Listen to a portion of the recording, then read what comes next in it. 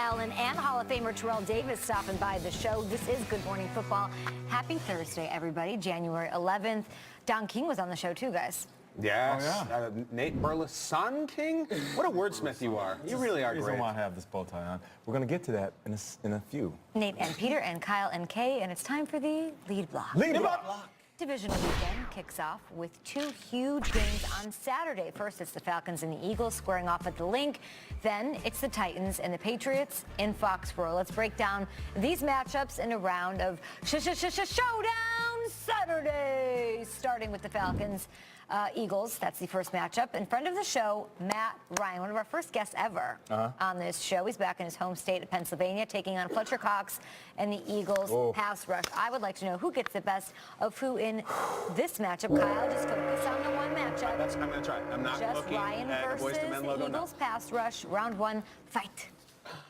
I'll go with the Eagles pass rush, and the reason why is because of their takeaways. They're fourth most in the league, so when you give this defense opportunities to get the ball in there, they're not about the pass breakups and trying to get to the next down. They're about turning the ball over, giving the ball back to their offense, and creating turnovers. So I can appreciate what they've done as of lately when I'm talking about the Atlanta Falcons offense, but the Eagles defense is so stout. When that ball's in the air, it's just as good as the wide receiver getting it for those DBs. Yeah, and they've got the veteran leader in Chris Long, who added to the mix this year and said, hey, I won a Super Bowl last year. This is how it's got to be done, and here's how we do it.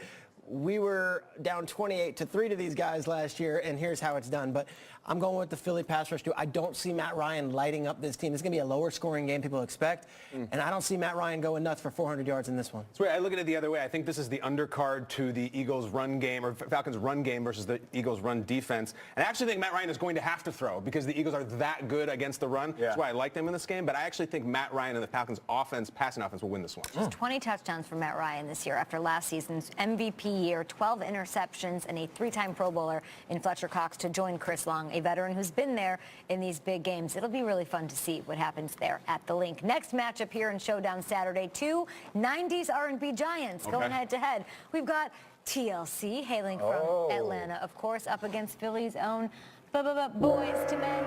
Round two, Shregs, fight. I love TLC. I love T-Boz. A Go lot. for it. You take it. A lot. What do you mean? A lot. I like T-Boz. I've always had a T-Boz thing. Well, I mean, like, we've all kind of had a T-Boz thing. Sure. What do you mean you had a T-Boz This thing? is my special thing. See, and I'm a chili guy. You're a chili guy. All right, well, listen, no, as much as I do love T-Boz, there was a moment in my life where I was listening to Boys to Men. Yeah. And this boy became a man. And I'll leave it at that, so I will go with Boys to Men. And I think you know what jam I was listening to. Is that a true story or is that a 14 story? 100% true. Right. Okay. 100%. All right. End of the road. It was the end of something. End of innocence.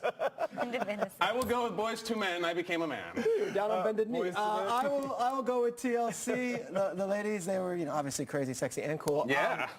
Love it all, and I thought that they embodied Atlanta at that time, and obviously with Left Eye and Andre Rison, we can go down that road. But the music itself, and then the comeback, and we're talking about some great comeback songs. Look, you want to talk about Creep and all these. TLC. But that's it, though. When you're talking about the Atlanta offense and them facing the Eagles defense, I mean, they can't go chasing waterfalls. There we go. I mean, they can't. They needed a waterfall in that bathtub at the time on those shoes. Not bad. No, what do you mean? They needed a waterfall. It would have prevented a terrible thing. That offense, you got to creep. Got to. And, because we don't want no scrubs. I mean, No. we just don't. That's Hang on the passenger side, best friend trying to holler at me. No, we don't want any of that. Are you kidding me? Get out of here. I'm going TLC. Okay. I had a thing for all of them. Hottest, short little So TLC unanimously wins Showdown. I go Boys to Men. As much as I love TLC. T-Boz. I was still stuck on your T-Boz infatuation. Yeah, I can't get no love from me. That's right up there. So you had a little Ted Bundy over Jungle Fever crushed, huh? Back in the day? Nate, I've never had the pleasure, but that was the one. That was the one, if I could. I love you, my dear wife. What's the next matchup? Can we talk passing game? I can tee Kyle up on anything. He takes the bait every time. T-Boz, huh? Yeah, I'm going to be running when I get T-Boz is home, fine, like bro. Devontae Freeman in the open field, except I'm going to get caught, run down from Get off behind. the train and just run away. Right. I've never wanted you to move on more than I do now, okay? Try not to interrupt her. No. T-Boz, if you're out there, we got a seat at the table. Moving on to Titans Patriots up in Foxborough. There's, of course, the Titans secondary. Standout rookie Adoree Jackson. Logan Ryan, former Patriot, knows a thing or two about taking on Tom Brady. Who gets the best of who in the matchup of Brady, who gets to play at home up against a Titans defense? I love LeBeau. I think Dick LeBeau is like this defensive mastermind, and he's 80 years old, and Belichick has such reverence for him. He was talking yesterday about 30 years of football. Dick LeBeau has helped shape how to play defense. But Tom Brady is Tom Brady. And as much as Kevin Byard had a bunch of interceptions and Logan Ryan's a former teammate, Tom Brady has had time off. He's had time to watch. He's had time to inspect. And Tom Brady is rested. I think we get the best of Tom Brady. Have you seen what Byard's been saying? Yeah, Have you seen what Kevin Byard said? This is a playoff game. I don't care if it's Joe Montana. You know what I'm saying? I'm trying to go out there and win the game. I want to make Brady look like Blake Bortles, and I can catch a couple picks. So I love that. Empty it. No one thinks you're going to win. You're on the road. But it's Brady. It's the greatest athlete I've ever seen this side of Jordan. I think we get the better of him. 6-2, Tom Brady up against Dick LeBeau-led defenses. Just 3 interceptions in his career against Dick LeBeau. That's a strong record. But Peter, you were talking about the storm. What was it called? The Dick LeBeau? It was a Dick LeBeau bomb cyclone. And you called it the Dick LeBeau. It blew the Chiefs' offense away in the second half. Listen, Tom Brady has never been the fleetest of foot. He's not going to escape the pocket. I do feel like we talked about this earlier, emptying the bag on this team. Yeah. That defense is going to bring pressure. Twist up fronts, those linebackers going to get after him. I'll go ahead and go out on a limb and be Mr. Hot Take. I feel like this defense does have an advantage against Tom Brady. And Kay, you've talked about his Achilles that we don't talk about often. So if you bring pressure and try to collapse the pocket and make him uncomfortable, can those receivers, without Julian Edelman, who's one of the top playoff wide receivers of all time, not in that game, Titans might have the advantage. Moving on here, finally, a 1-on-5 matchup. Is this fair? I think so. Tennessee native Justin Timberlake, who's, of course, doing the Super Bowl halftime show in Minnesota, taking on Boston's own New Kids. Who gets the best of it? I believe there is a kid missing there, and it's Jonathan. Jonathan is not there, the quiet one. Naturally. Can you name the Of course I can. Go for it. You got Jordan, Danny, Joey, Donnie, and then Jonathan, aforementioned, not there. Jonathan Knight, Jordan's little brother. So, Nate, but you go ahead, Nate. I don't know nothing about this. Maybe it is. Maybe he took the picture. Well, I think it might be their roadie at this point. Here's the thing. We all love the Patriots. All the fans love the Patriots.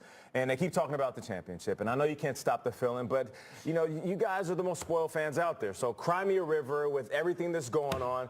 What goes around comes around. I'm going with JT. Peter? I want to say Timberlake because he's performing at the halftime show, but Timberlake fancies himself a Packers fan, so if he's going to represent Tennessee and he might want to like the Titans, like to me it's like kind of like that Drake thing where you wear the hat because he met Aaron Rodgers one time. Yeah. No, Bieber, Drake, Timberlake, bunch of front runners for teams that don't play from where they're from. I'm not having it. Give me the New Kids. I know where the Wahlbergs stand. They're Patriots through and through. That's really good. That was good. Someone send that to the kids. Let's take this step by step because, okay, Justin Timberlake's got a song in a hit movie, Trolls. New Kids on the Block hanging tough in the movie The Wizard, starring Fred Savage. Justin Timberlake as Jessica Biel, right? Jonathan Knight once dated Tiffany when they were on tour together. And we all love old-fashioned. Things aren't as good as they used to be. The lyrics for the New Kids are great. They're going to talk about a song called Step by Step, and then they're going to single file count down what each of those steps are. Step 1, we can have lots of fun. Step 2, it's just me and you. They count them all down. I think that's an incredible thing in lyrics. Christmas a little bit, right? Yeah, and I like that.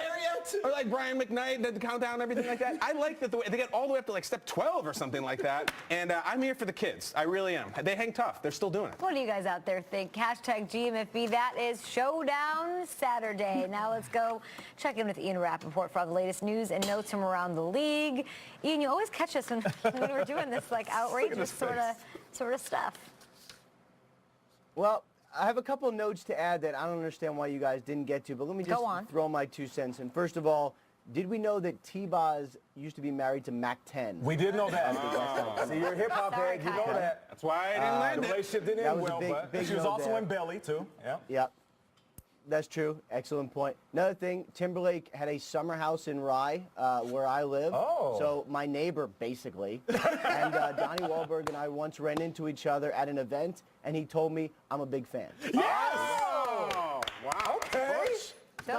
6 degrees of separation with Dropping Ian. that NFL Network insider knowledge. Ian Rappaport, we love that. But let's move on to some football here. The Texans have been searching for a GM since Rick Smith announced that he was going to take an extended leave of absence back on December 31st. It looks like they found the guy for the job. What do we need to know about Brian Gaine as they do take this sort of step-by-step to get things going in the offseason?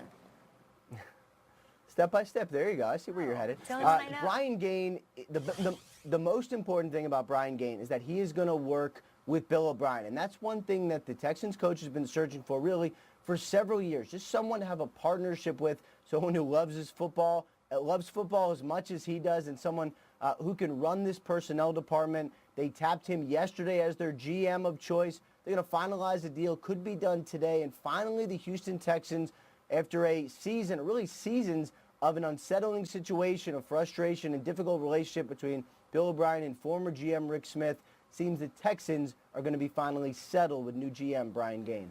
And my Seattle Seahawks will be looking to replace the offensive and defensive coordinators and also assistant head coach ahead of the 2018 season. What led to the shakeup in Seattle's coaching staff?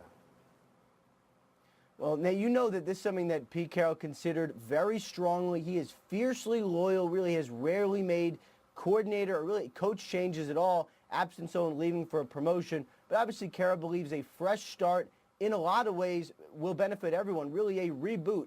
From a player situation, you're going to get a lot of turnover on the roster. And now looking for a new offensive coordinator with Darrell Bevell, relieved of his duties, Tom Cable, one of their most respected coaches, but obviously the product just was not there on the field as far as run blocking and as far as blocking for Russell Wilson. And then Chris Richard, the defensive coordinator, told he is allowed to go seek other employment, obviously leading you to believe that he will not be back. So major turnover before the Seattle reboot. Major changes for them to sort of keep up with a division that is young and up and coming out there in the NFC West, and they're starting now. Ian, Steelers receiver Antonio Brown, his season is not done, but he hasn't played since injuring his calf back in Week 15 in that loss to the Patriots. What's his status? Will he play, and how will he look up against the Jags at home this week? He will play. He will look like himself, and that's the most important thing about the Steelers and about Antonio Brown's calf strain, which these can be bad injuries. They can linger. They can hamper a guy for weeks at a time. This is not one of those. This was basically a good calf strain, for lack of a better way of saying it. The best news here is there really is no news. Was a full participant in practice yesterday. Is going to be good to go for Sunday. All right, let's continue this talking about the Carolina Panthers. They continue to overhaul their offensive coaching staff. The team announced Tuesday the offensive coordinator Mike Shula and quarterbacks coach Ken Dorsey have been relieved of their duties. What's the latest with the Panthers? Well, you don't make this kind of move, Nate, unless you know which way you are going in. Panthers coach Ron Rivera absolutely did. His good friend Norv Turner spent yesterday meeting with the Carolina Panthers. Turner is going to return to the building today, have some more conversations with Rivera, hammer out a couple final things, and if all goes well, and it is expected to go well, he will be the offensive coordinator by the end of the day. A new beginning for Cam Newton, one of the most respected X's and O's guys in the game, going to be helping Newton kind of take his game to the next level, and I would also expect Scott Turner, Norv Turner's son,